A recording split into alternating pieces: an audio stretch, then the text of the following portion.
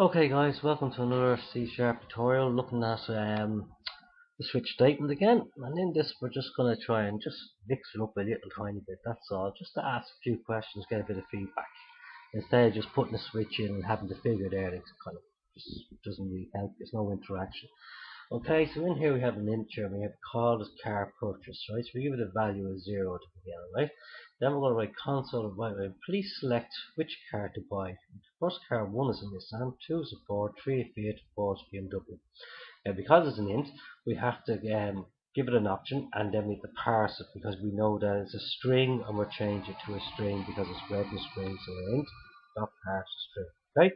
So we're going to call it user option. So the option which to buy, and then we're going to switch the options. Case 1, car purchased is equal to number 1, Nissan, 2, Ford, 3, Fiat, 4, BMW. Okay?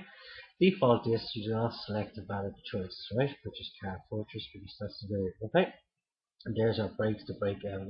After that, if you do select a valid choice, we thank you for your business, continue support, and then we write down your chosen car number, whichever it is, 1, 2, 3, or 4. Okay, so let's just go and run this. See how we get on. And we'll put please select car. Right, I want a BMW because I might get the best if I can. Thank you for your business. Continue support your chosen car for.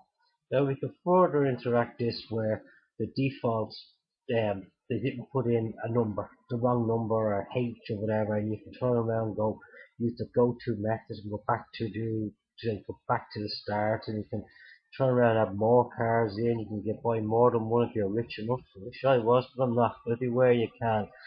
You can also put in simple little things. People could put in an option. Do you want to continue? Yes or no.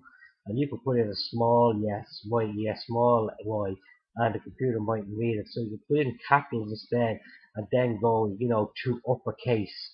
So no matter what they put in, a small or an uppercase, it will still be read. Okay, so that's just a simple little thing there, the switch and a little bit of interaction. So hope you enjoy it, and I'll see you next one. Take care, guys. Bye bye.